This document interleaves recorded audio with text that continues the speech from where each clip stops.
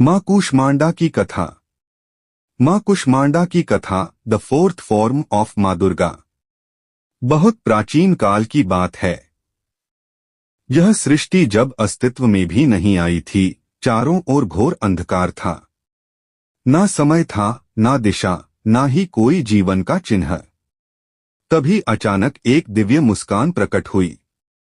यह कोई साधारण मुस्कान नहीं थी, यह मुस्कान ही थी जिससे समस्त ब्रह्मांड की रचना हुई। और यही मुस्कान थी माँ कूष्मांडा। ब्रह्मांड की रचना। कूष्मांडा शब्द का अर्थ होता है कुक यानी थोड़ा, उष्मा यानी ऊर्जा और अंड यानी ब्रह्मांड या अंडा। अर्थात माँ ने थोड़ी सी ऊर्जा से संपूर्ण ब्रह्मांड की रचना कर डाली। माँ ने जब अपनी मुस्कान से तेजस्वी प्रकाश फैलाया, तभी ब्रह्मांड का जन्म हुआ। सूर्य, चंद्रमा, तारागण और लोकों की रचना हुई। उन्होंने समय को गति दी, पंचतत्वों को आकार दिया और जीवन का संचार किया। माँ कूष्मांडा ही थीं जिन्होंने आदित्य मंडल, सूर्यलोक को उत्पन्न किया और वहीं निवास करने लगीं। अन्य देवताओं के लिए जहाँ यह स्थान अत्यधिक गर्म और असहनीय था, वहाँ माँ का तेज ही सूर्य को ऊर्जा प्रदान करता रहा। देवताओं का संकट। कालांतर में जब असुरों का अत्याचार बढ़ गया, देवता भी भयभीत हो गए। महिषासुर और अन्य राक्षसों ने तीनों लोकों में आतंक मचाना शुरू कर दिया।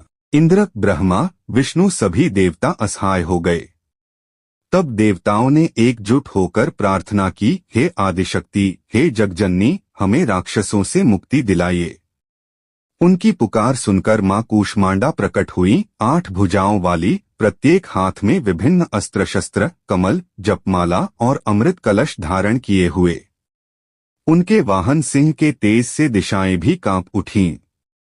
राक्षसों का विनाश। माँ कूष्मांडा ने युद्ध का आह्वान किया। उनके एक दृष्टिपात से अग्निवर्षा होने लगी और राक्षस सेना भयभीत होकर भागने लगी। उन्होंने महिषासुर की सेना का नाश किया। कई दिनों तक चले युद्ध के बाद माँ ने समस्त दैत्यों को पराजित कर दिया। माँ के एक एक अस्त्र से अग्निशक्ति निकलती थी। उनके जप से प्रलय की ऊर्जा उत्पन्न होती थी। यही कारण है कि उन्हें सृष्टि की आदि ऊर्जा कहा जाता है। माँ का वरदान। युद्ध के बाद देवताओं ने माँ को धन्यवाद दिया और उनसे प्रार्थना की, हे जगदम्बा, आप सदा हमारे साथ रहें। हमें आपके आशीर्वाद की आवश्यकता है।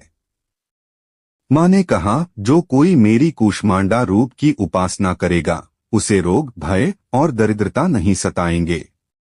मैं उसे अन्न, आयु, बल और यश प्रदान करूंगी। उन्होंने कहा कि नवरात्रि के चौथे दिन मेरी पूजा करने से साधक की साधनाएं सफल होती हैं और उसके अंदर एक नई चेतना जागृत होती है। माँ कूष्मांडा का स्वरूप। माँ 8 भुजाओं वाली हैं।